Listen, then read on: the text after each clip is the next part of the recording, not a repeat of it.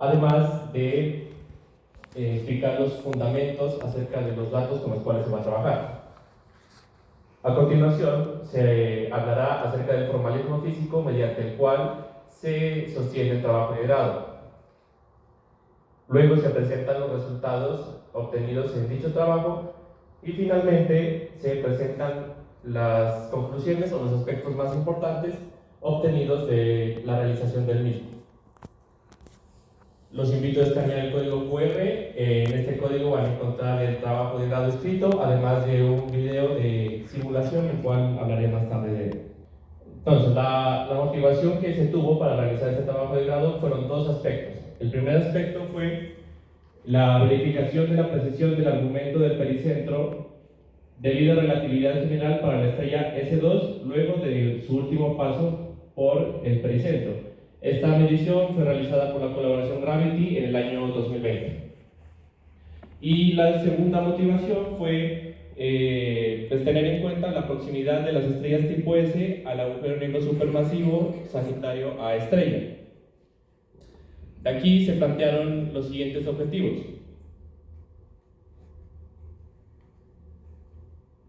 Apunta hacia arriba ya, hacia el computador.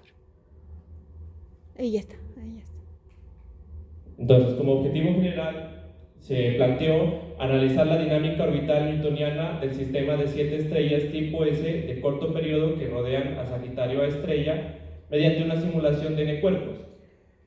Esta simulación fue construida por una muestra de 44 estrellas tipo S y el agujero negro supermasivo Sagitario A través del software Rebound. Como objetivo específico, el primero de ellos fue analizar la perturbación newtoniana sobre los parámetros orbitales de las 7 estrellas tipo S más internas a dicho agujero negro durante un periodo de 100.000 años. Como segundo objetivo, se planteó evaluar la perturbación newtoniana sobre el argumento del pericentro en cada aproximación orbital para el grupo de estrellas previamente mencionado. Y el último objetivo específico que se planteó fue establecer el efecto producido por la precesión del argumento sobre el pericentro debido a interacciones newtonianas a través de una comparación con el valor predicho por la relatividad general. Entonces, antes de hablar de los resultados, es consistente generar un contexto acerca del problema que está trabajando. Entonces, la región de estudio es la región central de la Vía Láctea. La Vía Láctea es una galaxia espiral barrada SBC de acuerdo a la clasificación de Hubbard, en el cual se pueden encontrar estructuras como brazos espirales, disco galáctico, bulbo galáctico y halo de materia oscura. La región que se va a estudiar es la región más interna de la galaxia, que está inmersa en el bulbo galáctico. Ahí se encuentra el agujero negro supermasivo Sagitario A estrella. Algunas de sus propiedades que son destacables son su masa, que es de 4.3, más o menos 0.1 millones de masas solares. El tamaño del agujero negro o el radio de Schwarzschild es de 0.08 unidades astronómicas. La distancia a la cual se encuentra el Sol con respecto al agujero negro es de 8.18, más o menos 0.1 kiloparsecs, y esta región se caracteriza por ser visible en 3 ventanas ópticas, que son la ventana del radio, la ventana del infrarrojo y la ventana de los rayos X, debido a la presencia de medio interestelar que evita que sea vista esta región en el visible. Luego, yéndonos más a profundidad del agujero negro supermasivo, se define una esfera de influencia. Esta esfera de influencia tiene un radio entre 0.1 parsecs y 1 parsec. ¿Por qué es importante esta región, esta esfera? Porque en esa esfera domina el potencial del agujero negro en la dinámica de los cuerpos que se encuentren alrededor de él. Esta imagen fue tomada por el VLT y en ella se puede identificar algunas de las estrellas tipo S que serán sujeto de estudio en este trabajo de grado. Aquí podemos ver en la X al agujero negro supermasivo y las estrellas más próximas, que son S2, S62, S55 y otras más internas que no se logran percibir en esta imagen y que fueron tomadas por otra colaboración. Algunas de las propiedades de estas estrellas que están en la esfera de influencia, las que más destaca es el tipo espectral, que es de tipo B temprano, son estrellas jóvenes, y bueno, aquí se pueden observar algunas de sus propiedades adicionales. Otro grupo de estrellas importante que están en esta esfera de influencia son las estrellas IRS. Estas estrellas son importantes porque son visibles en dos ventanas, en la ventana del radio y en la ventana del infrarrojo cercano. En la ventana del infrarrojo cercano se puede observar a la propia estrella en sí, mientras que en la ventana del radio se puede observar la emisión de microondas producida por la atmósfera estelar. Estas atmósferas emiten monóxido de silicio. Y la estrella S2, que es la que más destaca, pues también es tipo B temprano y posee una edad de alrededor de 6.6 megaaños. Estas estrellas se encuentran en la secuencia principal, por lo tanto, pues emiten hidrógeno y helio. Algunas de los datos que se obtuvieron fueron a partir de este tipo de imágenes. En este tipo de imágenes se pueden medir las propiedades de las estrellas, tales como movimientos propios, velocidades propias y velocidades radiales, además de los parámetros orbitales en sí. En estas imágenes, el norte es hacia arriba y el este es hacia la izquierda. El plano de referencia para tomar estas imágenes fue el plano del cielo. Estas imágenes se encuentran calibradas de acuerdo al ICRF o al Marco de Referencia Celeste Internacional. Entonces, en esta imagen se puede observar a la estrella S2 tomada por el detector NACO instalado en el VLT y a la misma estrella tomada por otro detector, el detector Symphony, también ubicado en el VLT. En este círculo se encuentra la estrella S4711 y en esta X se encuentra el agujero negro supermasivo Sagitario A estrella. En la figura número 4 se puede observar cómo es la órbita de una estrella de acuerdo a estas imágenes.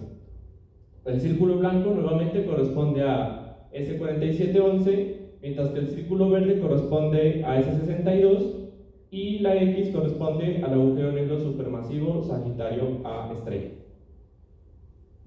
Una vez hecha la revisión del sujeto de estudio, se va a revisar el formalismo físico por el cual se va a estudiar.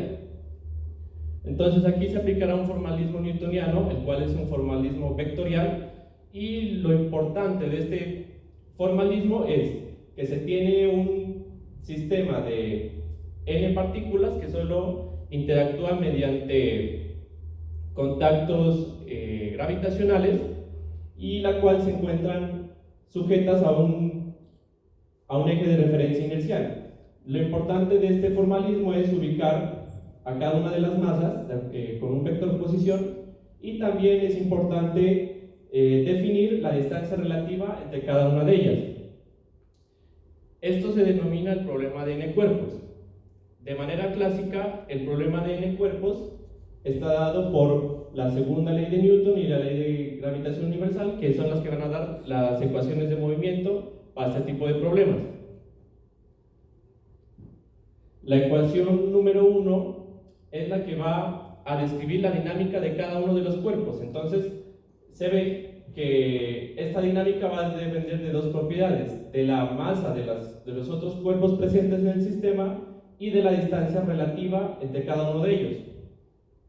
A su vez, de una constante, que es la constante de gravitación universal, que para este trabajo de grado se la definió con las siguientes unidades: unidades astronómicas para la distancia, masas solares para la masa y años para el tiempo. Vemos que tiene un valor bastante particular, que es de 4pi cuadrado.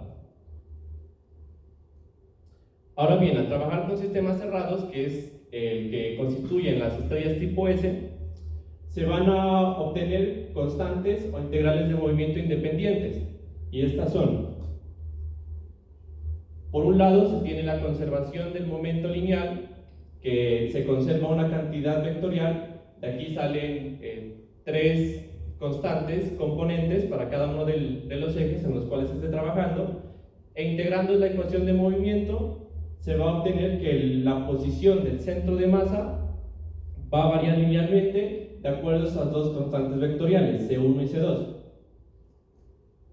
Otra cantidad que se conserva es el momento angular específico, que también se conserva una constante vectorial que también posee tres componentes. Por lo tanto, tendríamos tres componentes para esta, otras tres, 6, y con esta 9. Y la última es la conservación de la energía total, que esto se conserva a una cantidad de escalar C4. Recordemos que para resolver una ecuación de segundo orden, tal como la que se presentó en la ecuación número 1, se necesitan 2n condiciones iniciales. Sin embargo, con estas 10 constantes es posible resolver el problema de n cuerpos. Ahora bien, este problema de n cuerpos solo es soluble de manera analítica si solo hay dos cuerpos. Para el resto de problemas de n cuerpos solo existen soluciones numéricas. Por lo tanto, se hará una pequeña revisión del problema de dos cuerpos.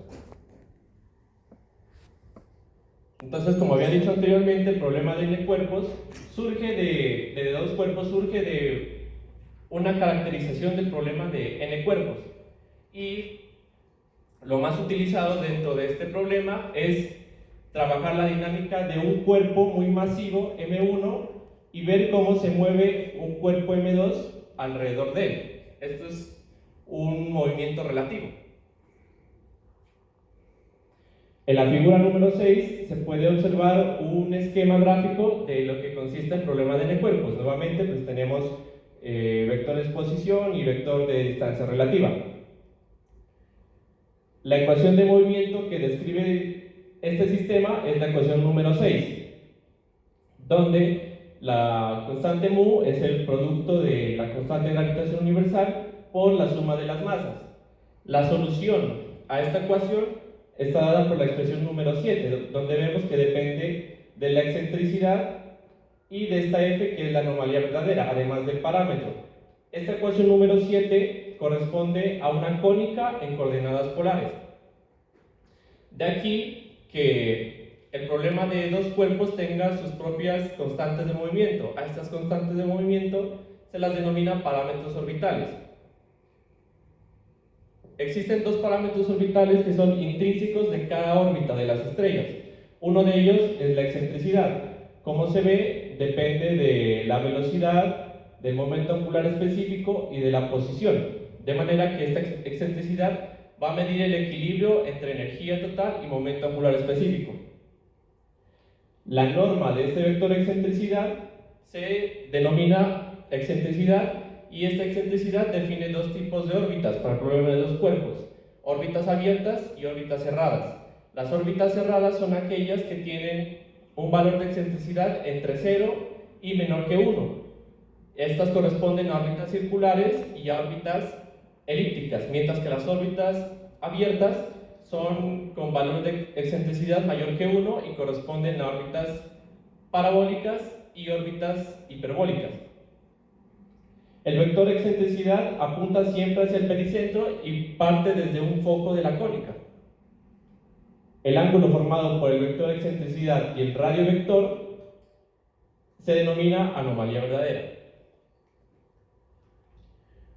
Otro de los parámetros orbitales que son intrínsecos de la órbita es el semieje mayor.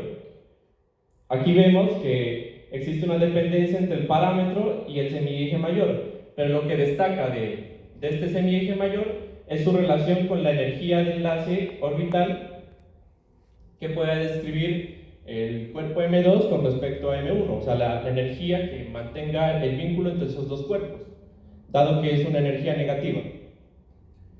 Ahora bien, los otros parámetros orbitales van a depender de un plano de referencia, tal como se ilustra en la figura número 7.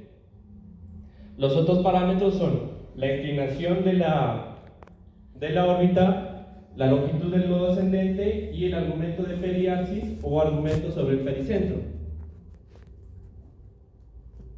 Y las ecuaciones 11 a 14 permiten calcular estos parámetros orbitales en términos de magnitudes físicas, donde aquí el más importante es el vector nodo, que ese vector parte desde el origen de coordenadas y apunta siempre a la intersección entre los dos planos, el plano de referencia y el plano orbital. A su vez, los parámetros orbitales están asociados a condiciones iniciales, tal como se ve en pantalla, mediante las ecuaciones 15 a 20.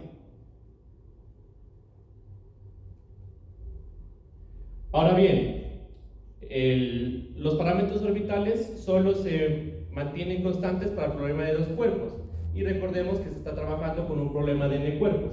Por lo tanto, para este tipo de problemas de n cuerpos ya no van a ser constantes de movimiento los parámetros orbitales, sino que van a variar, como se ilustra en la figura número 8. Entonces, ¿cuál es el tratamiento que se realiza? Lo que se hace es tomar en un instante dado la órbita real, y en ese punto se traza la cónica que esté más cerca a dicha órbita. Este tratamiento se denomina tratamiento de órbitas osculantes y es el que se va a tratar en este trabajo de grado. De aquí, como había mencionado anteriormente, ya no se hablará de constantes de movimiento, sino que se hablarán de perturbaciones debido a la interacción entre cada uno de los cuerpos, tal como se ve en la ecuación número 21. Ya no hablaremos de semieje mayor, sino de perturbación en el semieje mayor debido a interacciones newtonianas. Aquí el parámetro orbital que destaca o que se quiso destacar fue esta desviación, la desviación del argumento sobre el pericentro en cada punto del pericentro. Esta medición es exclusiva luego de que pase por dicho pericentro, mientras que esta perturbación va a ser en cualquier momento de la órbita, o en cualquier lugar de la órbita.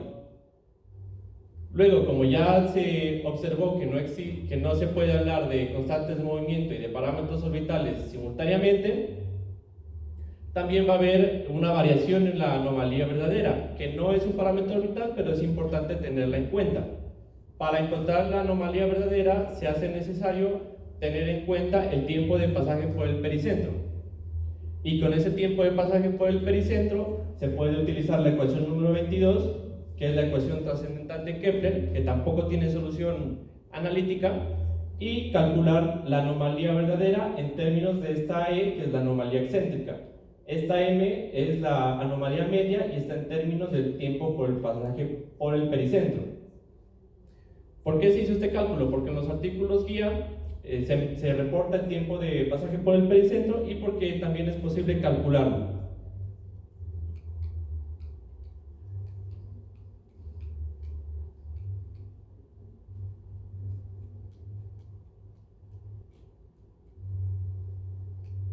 Finalmente se hace una pequeña revisión de lo que es la relatividad general.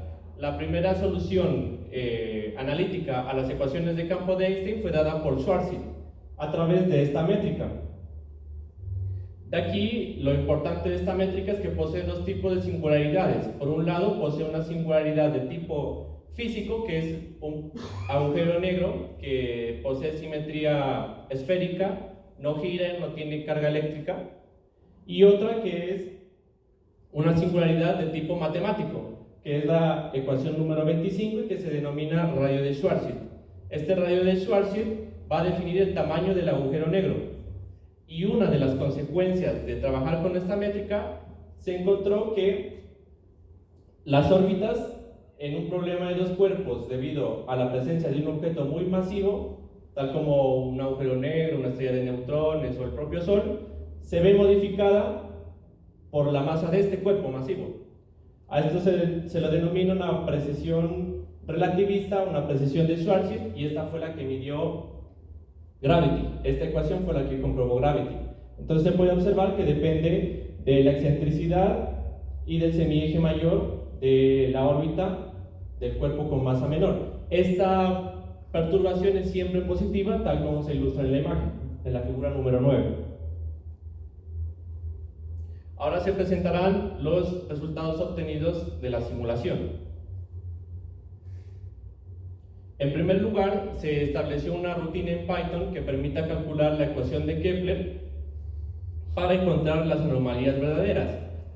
Aquí solamente se reportan las de las estrellas internas. En el trabajo escrito encontrarán para el resto de estrellas, y con esta configuración de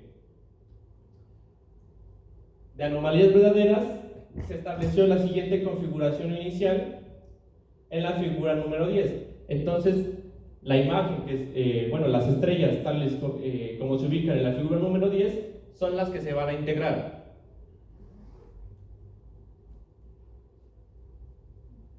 Ahora ya se hablará acerca del proceso de integración como tal. Para la integración se utilizó Rebound, que es un software libre presente en Linux y que posee varios integradores, tanto simplécticos como no simplécticos. Para este trabajo de grado se utilizó un integrador no simpléctico de paso variable denominado IAS15. El orden de este integrador es de orden 15, el tiempo de integración fueron 100.000 años y se integró las 44 estrellas tipo S de los artículos guía y el agujero negro supermasivo.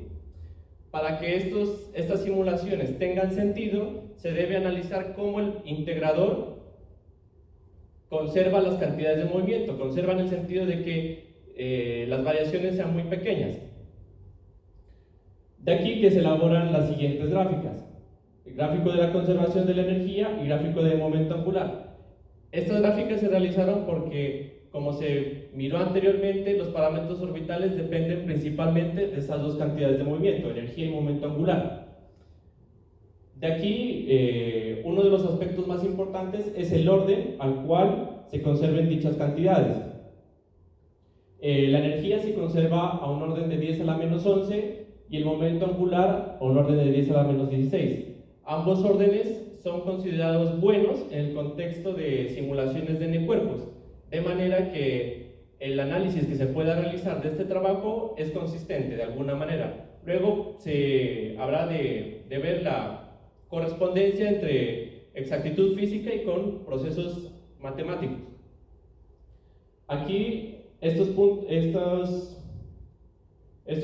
estas discontinuidades son importantes porque indican encuentros cercanos entre las estrellas, y estas también aparecen cuando se trabaja con altas excentricidades, mientras que estos puntos de acá, del momento angular, corresponden simplemente a errores aleatorios computacionales.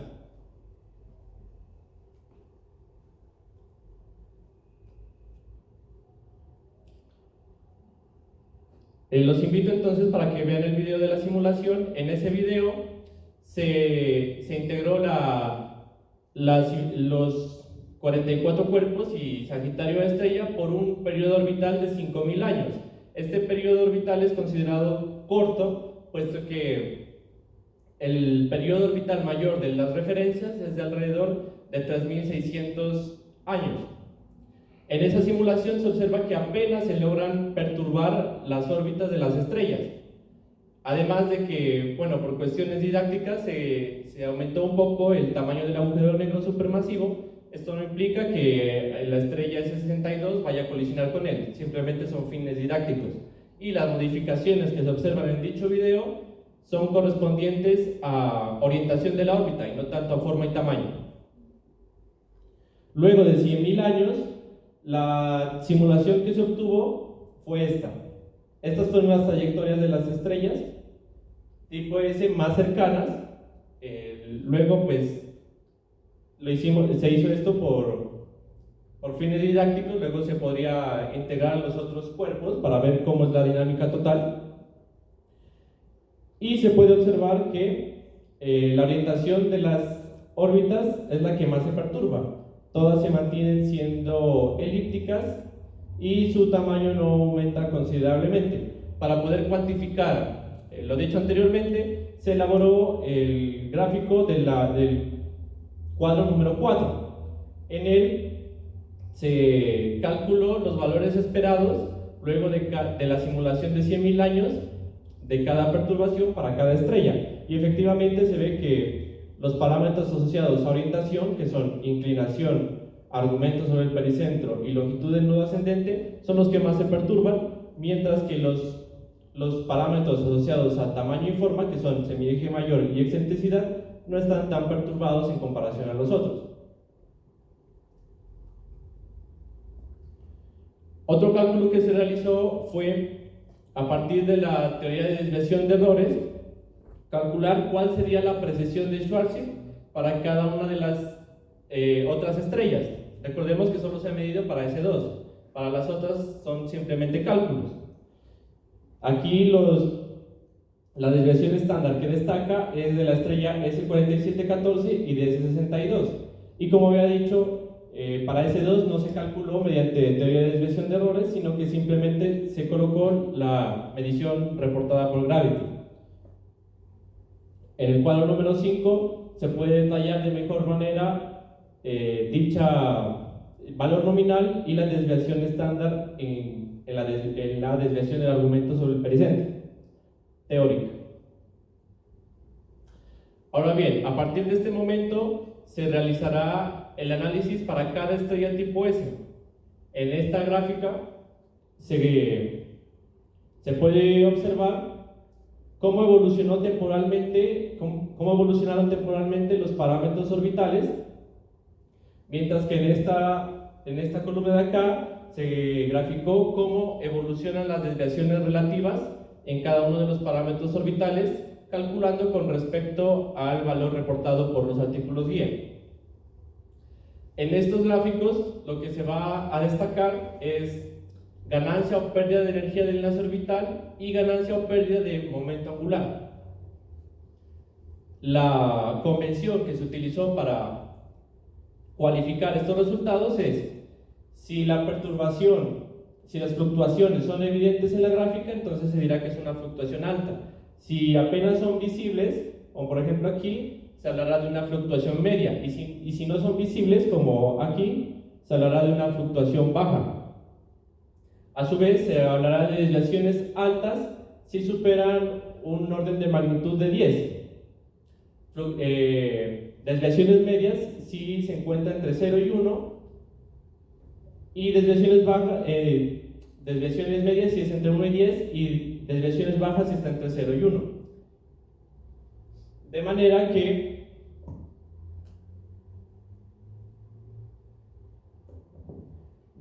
que para la estrella S2 se observó una ganancia de energía del enlace orbital con una fluctuación alta y una desviación media, mientras que los otros parámetros orbitales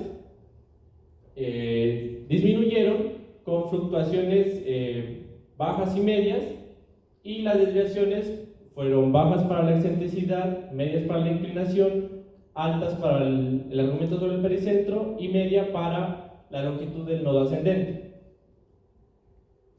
Otros gráficos que se elaboró fue establecer cómo la contribución total al argumento sobre el pericentro modificará la predicción relativista.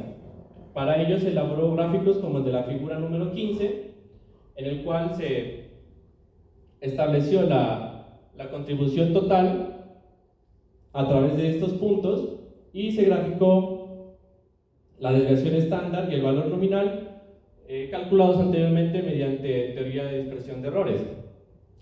Aquí que para S2 se puede observar que todos los puntos están dentro del margen definido por la desviación estándar, de manera que se espera de alguna manera que se vea modificado el valor medido a través de perturbaciones newtonianas.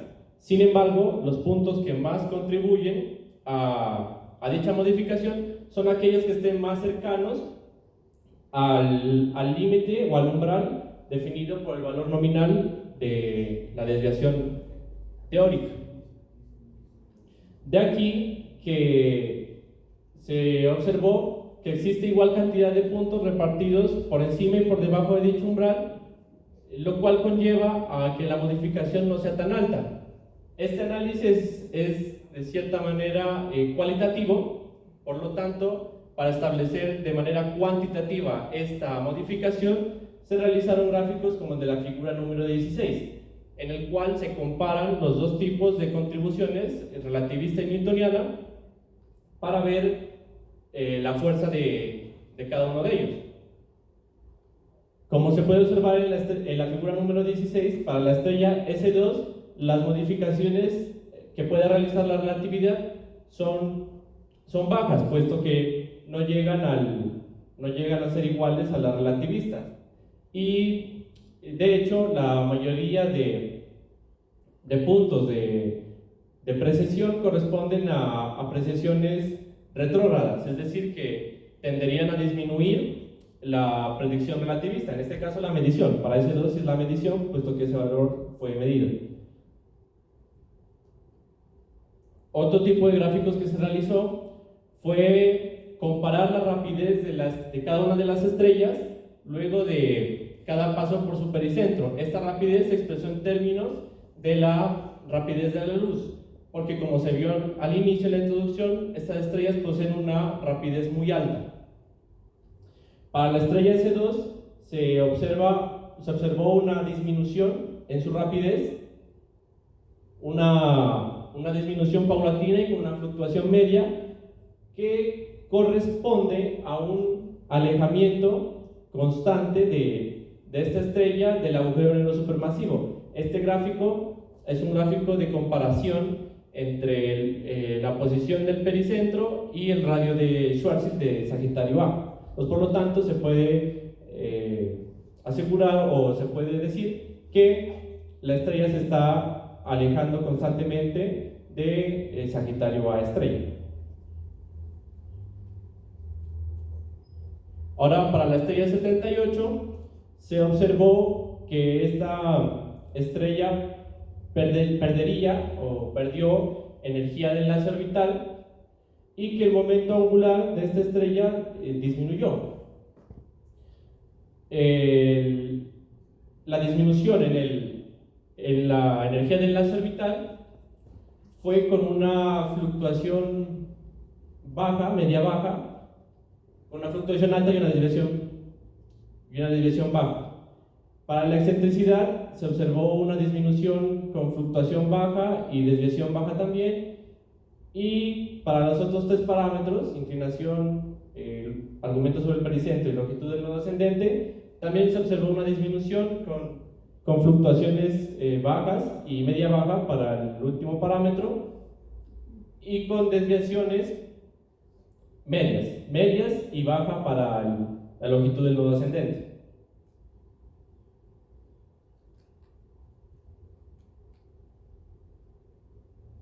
En el gráfico de contribución total se observó que existen algunos puntos aislados que están por fuera del margen definido por la desviación estándar. Sin embargo, estos puntos no son significativos, son puntos aislados y la mayoría de ellos se encuentran igualmente repartidos por el umbral definido por la relatividad general.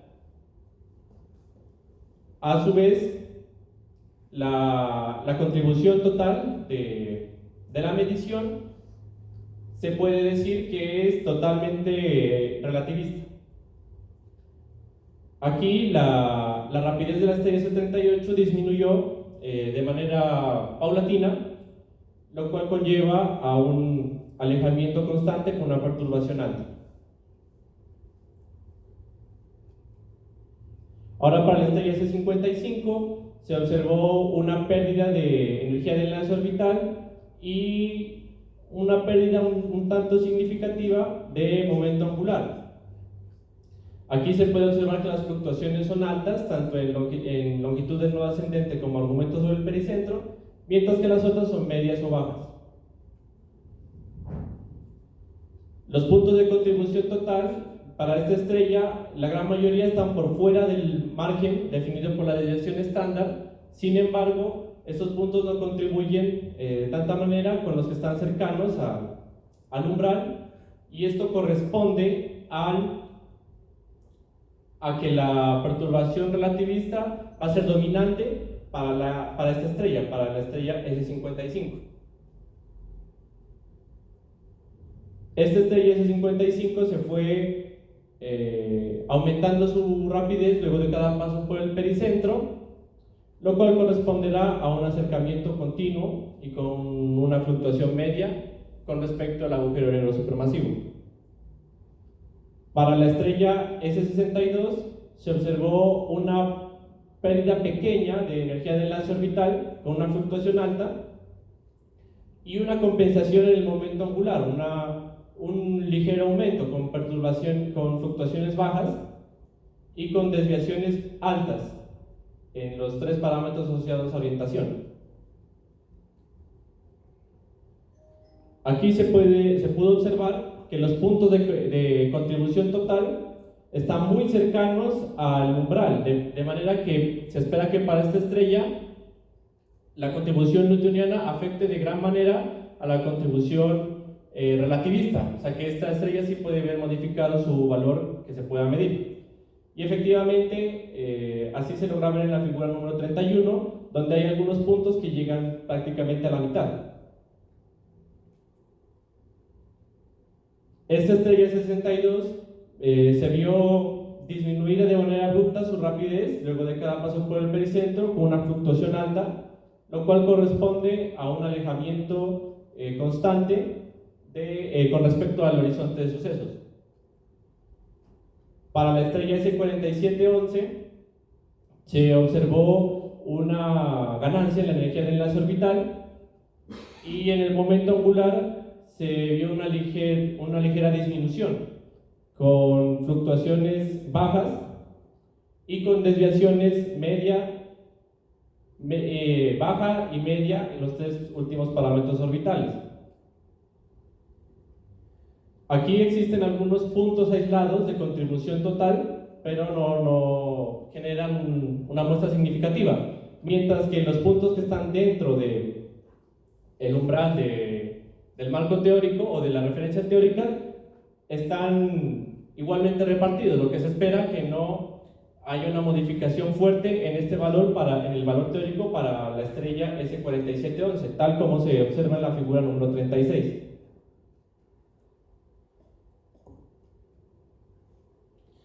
Esta estrella S4711 aumentó su rapidez durante los primeros 25.000 años con una fluctuación media y a partir de ahí empezó a disminuir con una velocidad paulatina o con un ritmo paulatino, lo cual se puede ver en la figura 38, que se acerca al horizonte de sucesos y luego se va alejando con una fluctuación muy alta. Para la estrella S4714 se observó también un aumento en la energía del enlace orbital y una disminución en el momento angular. Aquí el parámetro orbital que cabe destacar es la inclinación, que disminuye en los primeros 30.000 años y luego aumenta, mientras que los otros siguen un comportamiento prácticamente lineal.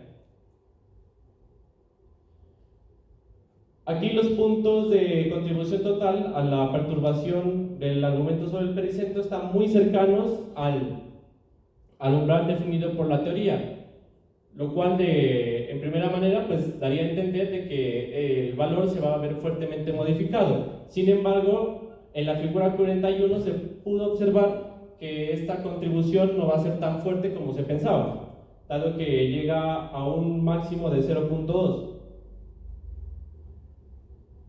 La rapidez de esta estrella disminuyó de manera abrupta con una fluctuación alta, lo cual corresponde a un alejamiento con el mismo comportamiento. Y finalmente, para la estrella S4715 se observó una ligera pérdida de energía del enlace orbital, además de una disminución fuerte en el momento angular. Se ve una gran cantidad de puntos que están por fuera del margen definido por la relatividad, y lo cual se espera que exista una fuerte perturbación para estas estrellas. Sin embargo, la figura 46 establece lo contrario, de manera que existen igual números de puntos por encima y por debajo de dicho umbral. La rapidez de esta estrella se mantiene prácticamente uniforme, aunque sí se nota un alejamiento constante con una fluctuación alta. Y finalmente se destacan los aspectos más importantes. El primero, que existe una correlación entre la conservación matemática y la conservación física, puesto que mientras algunas estrellas perdieron energía del enlace orbital, otras la ganaron. Lo mismo pasó con el momento angular. Se observó una redistribución del momento angular del sistema independiente de intercambio de energía. De aquí que sea correcto que estas dos cantidades de movimiento se conserven a órdenes diferentes.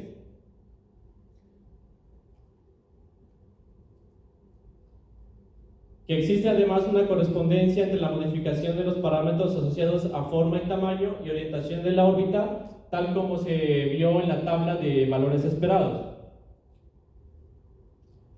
Un aspecto a destacar fue la exactitud de las simulaciones del cálculo para la estrella S2, dado que los puntos estaban muy cercanos al umbral definido por la medición realizada por Gravity. Y finalmente, lo que se observó fue que la perturbación newtoniana tiende a disminuir la perturbación relativista para cada una de las estrellas. Como trabajo futuro se sugiere evaluar la presencia de ruido numérico en las simulaciones, puesto que conservar las cantidades de movimiento no es suficiente. Además de estudiar observacionalmente la estrella S2, dado que tiene un corto periodo menor a S2, y como vimos, de acuerdo a la simulación, fue la que más se perturbó, además de que su rapidez disminuyó abruptamente y el margen definido por la desviación estándar es muy grande. Por tanto, se hace esa recomendación. Y finalmente, se recomienda estudiar a profundidad el PACSER central a nivel de pregrado, maestría y doctorado e implementar rebound en cada uno de sus estudios. Gracias por su atención.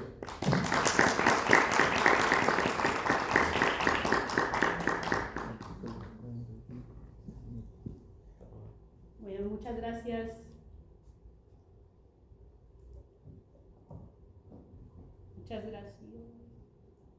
Muchas gracias a John por la presentación.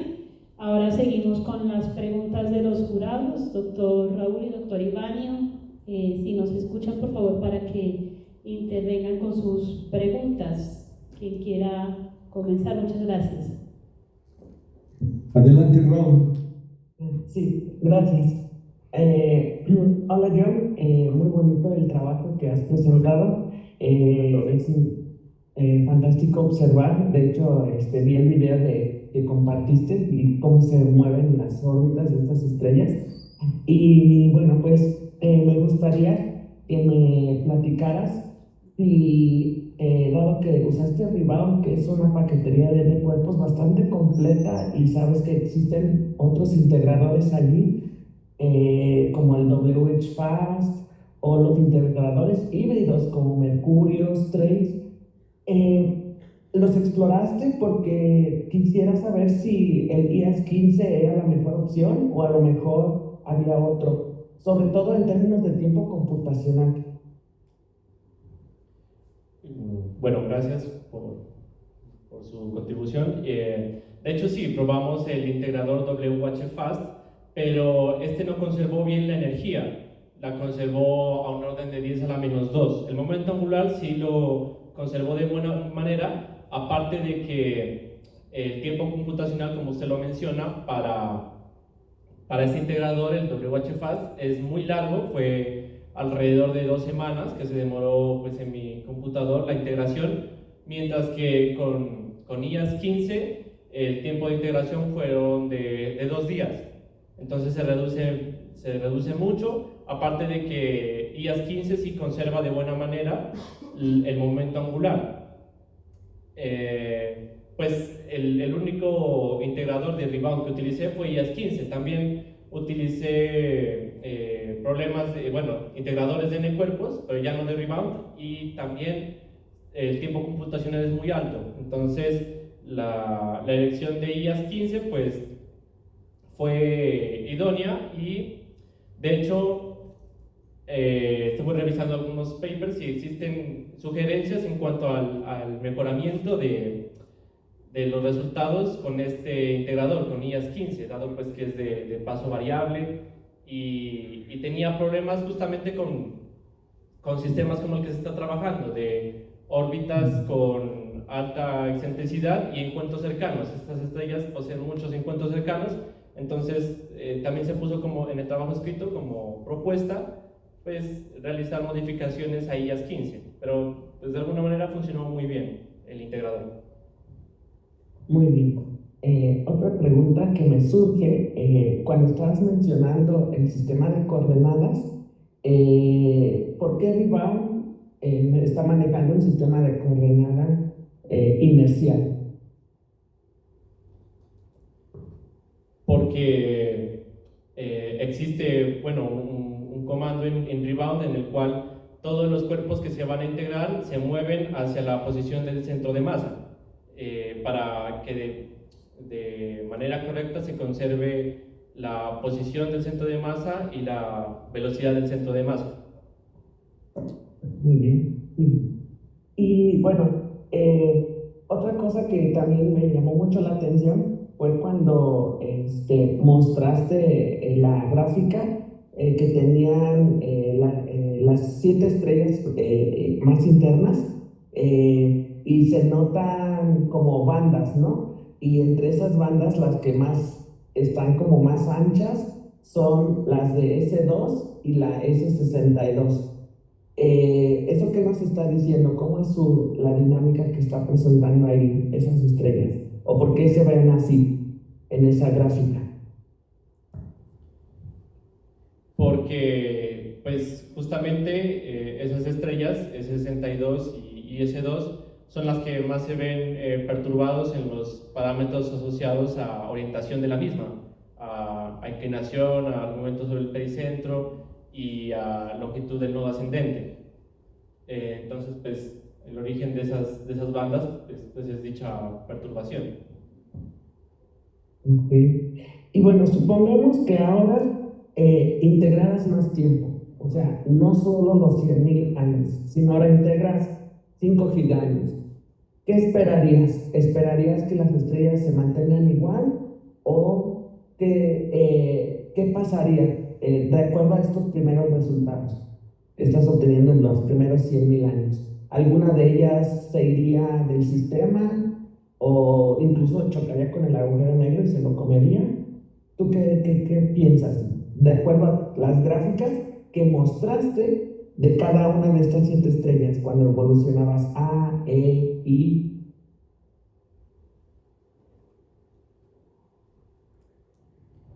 Bueno, de hecho, esa era una pregunta interesante en el sentido de que para estas estrellas tipo S existe una paradoja de juventud, debido a que pues, son estrellas jóvenes y están muy cercanas al agujero negro supermasivo. Entonces, pues de hecho, ese tiempo que usted menciona podría ser el tiempo de S2, ¿no? de vida de S2.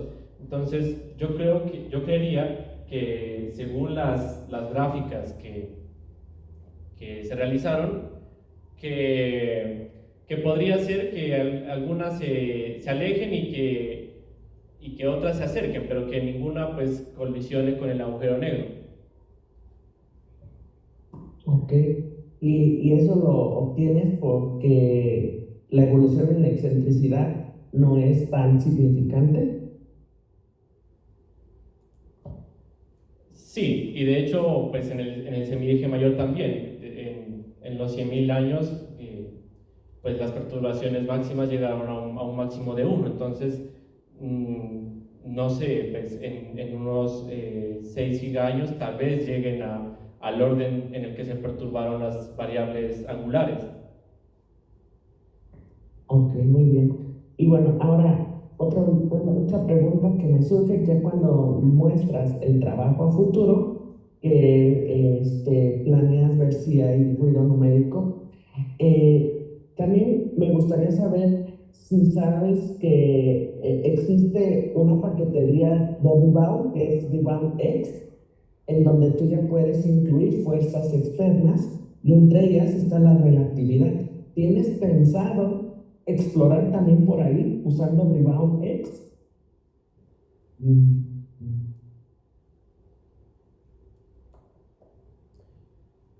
Pues la presencia de ruido numérico solamente pues la había consultado pues en términos de la exactitud de los resultados obtenidos.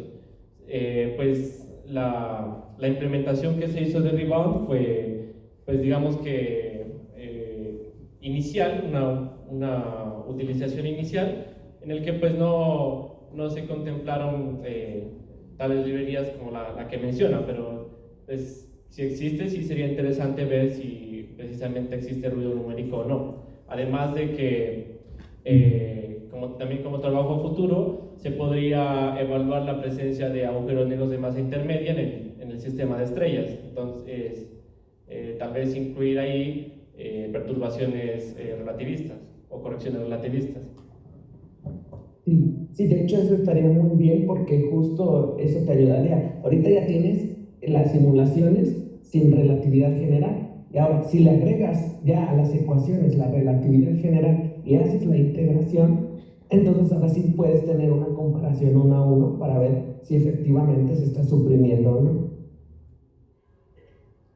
Okay. Muy bien. Sí, bueno, por mi parte, son todas las preguntas. Gracias. Gracias a usted. ¿Empiezo yo? Bueno, continúo yo entonces. Sí. Bueno, muy bien.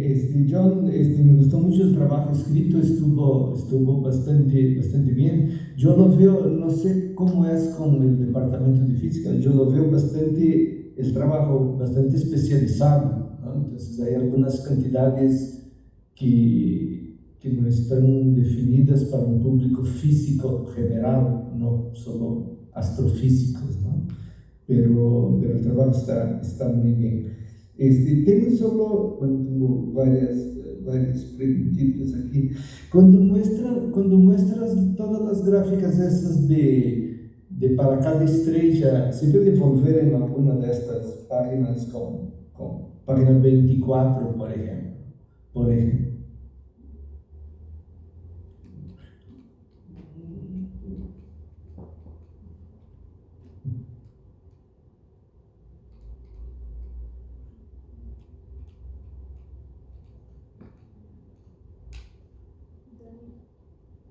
Ese es mis... 24, ahí. Ahí, estas, por ejemplo, esta. No, entonces, ahí están las cantidades, excentricidad, etc. ¿No? ¿Por qué en todas las gráficas el delta siempre positivo? No es así, ¿no? Por ejemplo, para este caso en particular, el A disminuye con el tiempo y el delta A está positivo. Para todas las cantidades, usas siempre el delta de las cantidades siempre positivo. No es muy... por ejemplo, el ángulo es el último, ¿no? El ángulo disminuye de 5 grados. Y si miras la gráfica de la derecha, el ángulo aumentó de 5 grados. El delta S creo que deberías poner con la variación verdadera, ¿se aumentó o se disminuyó? Es solo un comentario que vi solo ahora, ¿verdad? Claro. ¿Sí? Sí, pues lo que se pensó graficar en las gráficas de la columna izquierda fue desviación relativa absoluta. O sea, se pensó que era más significativo graficar esta cantidad. Habíamos hecho gráficas anteriores con desviaciones relativas, sin signo, pues, en el que efectivamente se evidencia pues, que hay disminuciones que corresponden, estos comportamientos de evolución orbital corresponden a efectivamente disminuciones, pero pues junto con mi asesor creímos que era más significativo graficar las diferencias relativas absolutas. Okay. Porque en verdad si dibuja estas delta, no el módulo, ¿no? Se dibuja con el valor, las dos gráficas son iguales. Deberían ser iguales, ¿no? Pero bueno, era solo un detalle. No entendí una cosa, cuando en las gráficas esas que muestras, la gráfica, puede pasar una página más, por favor.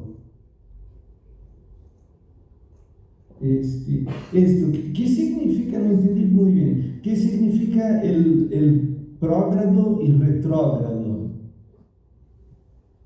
la órbita no está siempre con un encuentro prógrado con el agujero negro. Sí, o sea que contribuciones prógradas serían que aquellas en las cuales la interacción con el agujero negro aumenten el valor en la medición y retrógradas pues que lo disminuyan. Entonces en ese sentido sería como...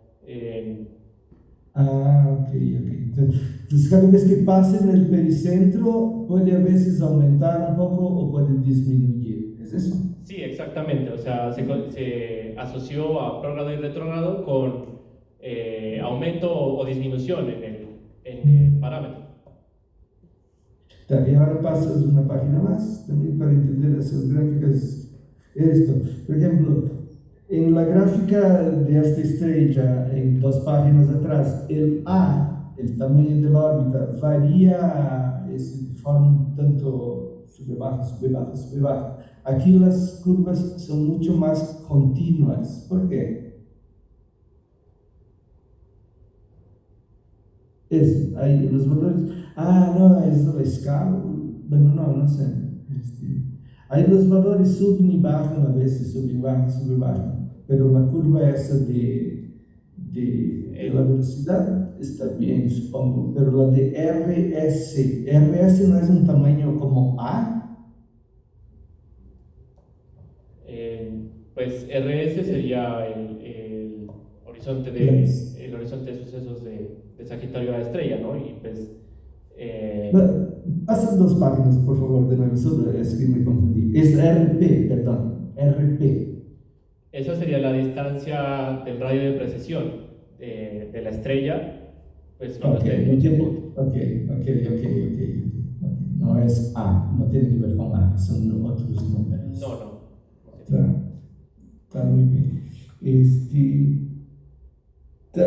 yo tenía algo que iba a comentarte, pero ya pusiste las conclusiones, ¿no? De toda la muestra esta que estudiaste, solo, bueno, la S62 es la que tiene una contribución, que parece tener una contribución newtoniana grande, ¿no? Sí, efectivamente, pues que llega a un máximo de 0.5. Sí, pues, sí, exacto. Exacto. Y ahí después, yo iba a preguntarte acerca del periodo, pero comentaste que es más corto que la de S2, es menos de 15 años, ¿es eso? Sí, aproximadamente es como de 9 punto algo años, 9.9 si no estoy mal, años. Ok. Sí, ahí en ese sí puede estudiarse solo usando relatividad, dar el resultado de las medidas, o si es necesario también poner newtoniano, ¿no? Sí. Tá. Y otra cosa, bueno, ese es un comentario astrofísico. Esas estrellas son estrellas de tipo B, ¿no? Estrellas masivas. Esas estrellas explotan en supernova en orden de 10 millones, 15 millones, 20 millones de años, tal vez. Entonces, esas estrellas van a desaparecer luego, es un concepto, pero no se debe integrar, bueno, se puede integrar la órbita durante varios años, pero esas estrellas físicamente, dentro de algunos millones de años, ellas van a explotar. Sí, de Sí, hecho, ¿no? pues es interesante, o bueno, fue interesante ver que las más internas son tipo B tardíos, de acuerdo al espectro que emiten en la línea bracket gamma, si no estoy mal, y pues las más externas, pues las más externas dentro de las internas, como la propia S2, S55, S38, son tipo B temprano. Entonces sí sería, o bueno, sí es curioso y en cierto sentido también corresponde a la paradoja de juventud de estas estrellas, ¿no? Que pues, son jóvenes y que, bueno, se encuentran en la secuencia principal, pero que, como usted dice, pues estallan rápido en supernovas. Sí, 10, 20 millones de años. Nada más, muy bien el trabajo. No, solo una cosa. Es, por ejemplo, para todos los cálculos utilizaste una posición bien específica y una velocidad bien específica, y para el agujero negro una masa bien específica, ¿no? Hiciste una simulación, ¿es esto? Sí, efectivamente fue bueno, sí, en realidad se hicieron varias simulaciones, puesto que en alguna de las referencias, en la referencia de Ali, no se establece con exactitud la masa de las estrellas, entonces se realizaron varias simulaciones, pero sí, o sea, el valor de la masa del agujero negro supermasivo y las condiciones iniciales que fueron dadas en términos pues, de la anomalía verdadera que se calculó con la ecuación de Kepler sí son puntuales. Lo único que pues, fluctúa de alguna manera fue la masa de esas estrellas del artículo de Ali. Ok. Tiene un poca influencia, supongo, ¿no? Porque la masa del agujero negro es 10 a la 6. Sí, de hecho en Ali lo que se establece es un intervalo entre 7 masas solares y 15 masas solares, si no estoy mal, o Sí. tal vez menor, pero el hecho es que nosotros cogimos como un valor cercano al promedio de ese intervalo pues, que lo daban las referencias. Sí, ok. No, solo para sugerir que a veces si hay poder de cómputo, se puede repetir simulaciones con condiciones iniciales adentro del error, no usar la posición específica. Hay un error en esta medición. Entonces puede ser, pero hay que tener computador, ¿no? Bueno, gracias. Pues nada más, perdón, que me estoy parando aquí. Gracias, gracias. Muchas gracias a usted. Muchas gracias.